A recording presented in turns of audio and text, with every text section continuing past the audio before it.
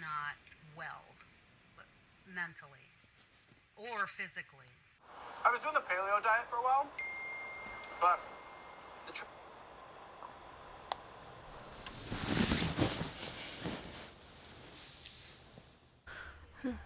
What's this? Have you taken this personality test yet? I have not. Let's see. Are you an organized person? Yeah. Well, really depends on your definition of organized. It's really, I mean, my room isn't that.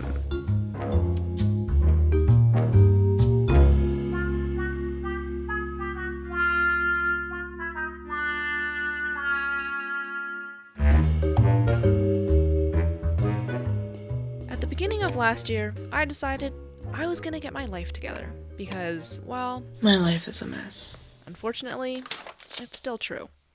But it's the beginning of a new year, and it's never too late to try again. So, welcome back to the Glow Up Project.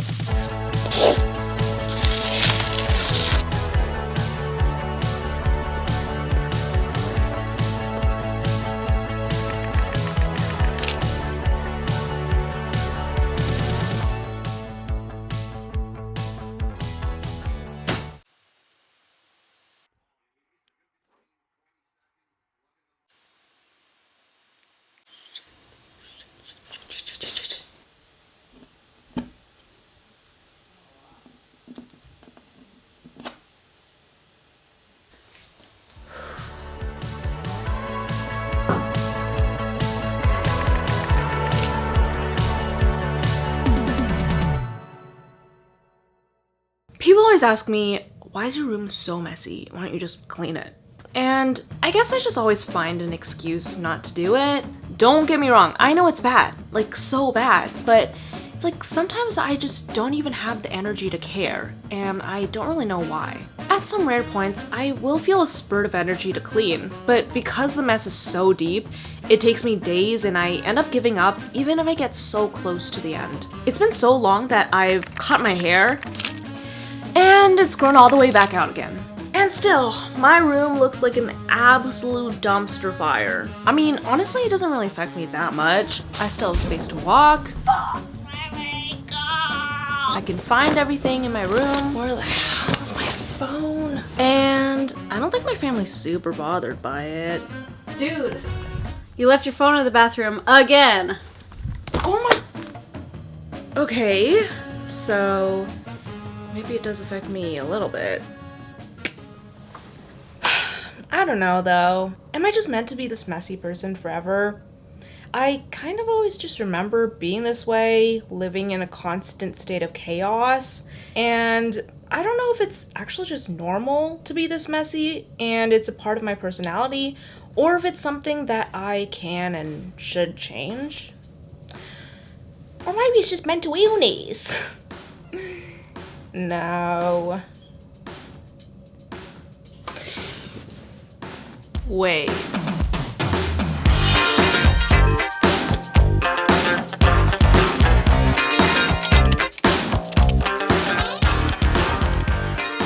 Time to self-diagnose and freak the fuck out. Sign of depression. Depressed people often feel too fatigued or hopeless to keep up with the routine of household tasks. It's difficult to stay focused, so it can be hard to devote the time and attention needed to keep things tidy. If you're typically neat and organized, suddenly not caring about a messy room might be a sign that something is going on in your life.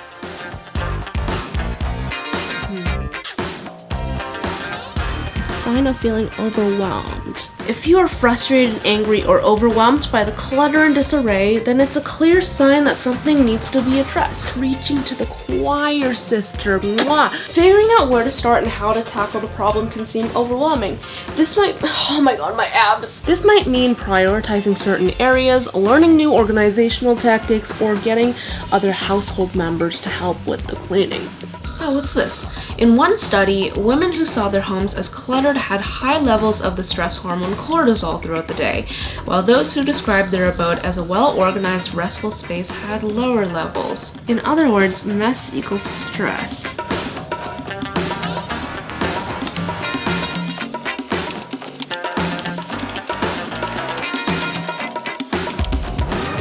Alright, here we go. Is your messiness habitual? Hell yeah. Some people simply do not place a high priority on having everything clean, organized, and in its place. In this case, messiness is simply a normal state of affairs. If the house is cluttered and it's just fine with you, then it's probably more of a sign of your personality and preferences. While some suggest that a cluttered room is a sign of a cluttered mind, those who prefer this type of environment are not necessarily disorganized. The famed psychoanalyst Sigmund Freud was once attributed as saying, "Don't clean up the mess. I know exactly where everything is." Wasn't he the guy that said all little boys want to have sex with their mothers, though? Don't think I'm gonna take his word for it. In one study, Kathleen Voss, a PhD, and her fellow researchers did a series of experiments on the psychology of messiness. They found that working in an orderly room encouraged behaviors such as generosity and healthy eating, but working in a messy environment actually led to greater creativity. So what I'm hearing is I'm a creative genius and like to think outside of the box and like to try new things, and that kind of sounds really amazing to me. Doing work in a clean and tidy space activates social norms, encouraging people to do what is expected of them, versus in messy spaces, it's more relaxed and allows people to break free of the mold and try new things. In the study, participants were put in clean or messy environments and told to come up with new uses for ping pong balls, and the results showed that the messy room candidates came up with more innovative ideas than the clean room candidates. But the study did show some disadvantages of messiness. It's harder to find things, you miss deadlines more, less charitable, make less healthy choices, more likely to engage in crime. These findings suggest that if you're trying to improve your health, you might want to start by cleaning and organizing your space.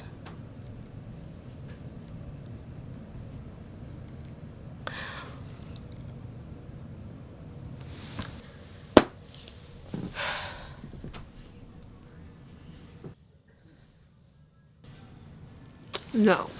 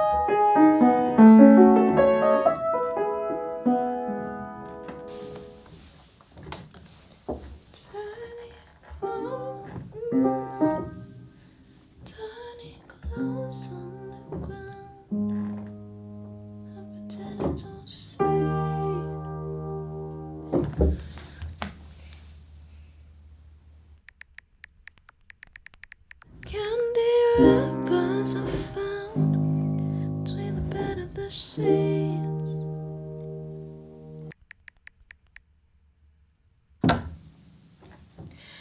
Dirty clothes on the ground, I pretend I don't see. Candy wrappers are found between the bed and the sheets. My succulents died a million times. Now it's a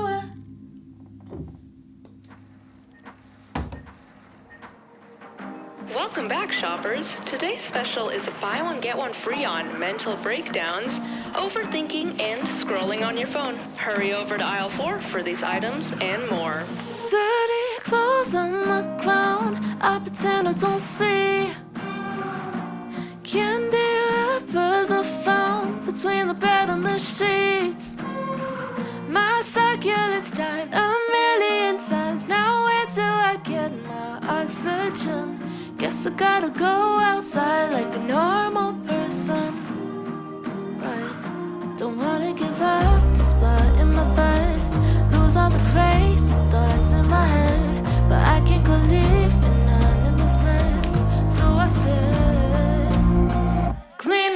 enough for my life, for my cries on the floor. Cleaning up and not free. Through the years, all I couldn't be free. Clean up and not true to the habits I couldn't improve. Clean up and I wonder when will the cycle be done?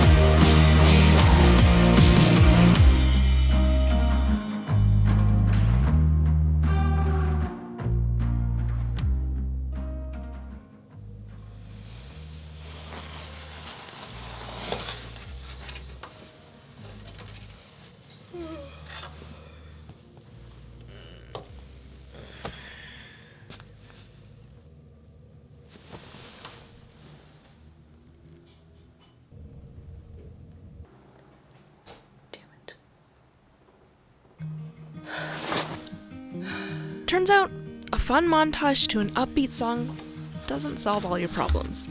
It does make cleaning way more fun though. And you know what?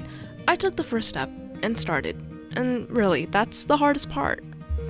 It's a new day and a new opportunity to try again. I think one of my issues is that I'm too much of a perfectionist, which I know what you're thinking. That is the biggest effing paradox I've ever heard, and that makes zero sense. But let me explain. I always want everything to be and look perfect, so when things start to get just a little bit cluttered and I don't have a set system and routine to organize, that's when the downward spiral begins. I figure, it's already messy, it's not perfect anymore, so might as well just let it go. And then it builds and builds and gets messier and messier, and I get so overwhelmed and stressed out that I think my brain kind of short circuits and blocks it out until the mess just doesn't bother me anymore and I'm kind of numb to it. But I really don't want to live in this toxic cycle anymore because it's getting really tiring. So I have to remind myself that doing even just a little is still better than nothing. And if I can't finish or make it look absolutely perfect in one go, it's fine. At least there was some progress. So here are some things that I realized that I absolutely need to keep a clean room. I have to have a designated space for everything. God. I think 75% of the time I get stumped while cleaning is because I don't know where I should put certain things, so I just stop because it's too stressful to think about.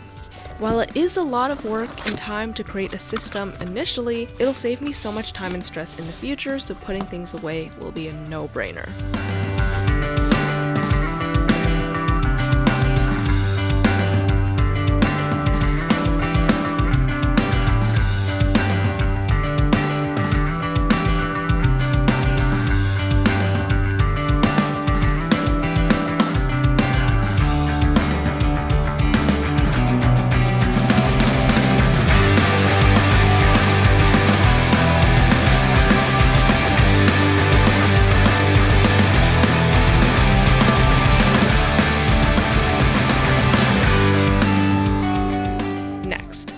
No hoarding. Now, while a Disney Princess bubblegum machine is the absolute coolest thing ever made, do I realistically need it? That's what I thought. A lot of the items that I keep that I don't need pretty much only see the light of day when I am cleaning, so I have to be realistic with myself. And knowing that something would probably be way more used and way more loved in someone else's hands helps me let go a lot easier. You know what I also need to let go of? All of these products that have been sitting around for years that are expired. I've been putting God knows what kind of chemicals on my skin, and that shit is not good for me or for the clutter in my room. Next, the 2-minute rule. If something takes less than 2 minutes to do it now. If it'll take more than 2 minutes, schedule a time to do it later. This definitely makes cleaning way less daunting in my mind and helps me differentiate between small and bigger tasks.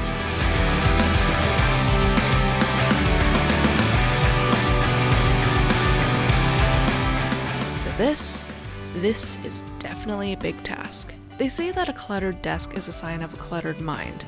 And ain't that the truth? Einstein actually famously said, if a cluttered desk is a sign of a cluttered mind, of what then is an empty desk a sign? Which can be roughly translated to, Head empty, no thoughts. I think I honestly have been using this as an excuse though, and my mind somehow equated my mess to me being a genius because Einstein said so. Delusional, delusional, delusional. I don't think Einstein was talking about my desk, because there's a difference between cluttered and genuinely abhorrent, and it's time that changed.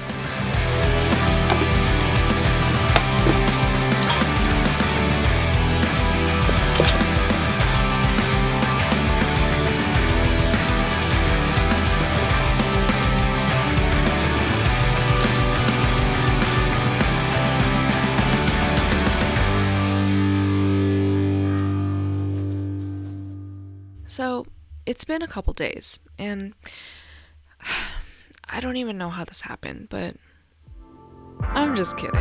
Here's my new room.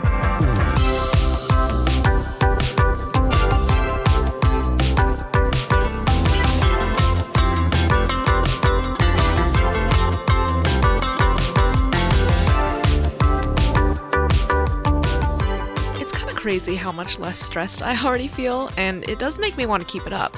But I'm not gonna sit here and pretend like it's smooth sailing from here. I definitely need to work hard to fight my old habits and urges. At the same time though, I think some of this is just part of my personality, because I don't know if I'll ever become one of those people who has every part of the room squared away at all times. What I've realized is, not everyone has the same definition of clean. And as long as it doesn't negatively affect my life, I think it's fine. But right now, I'm feeling pretty good. And it makes me want to do more to improve my life.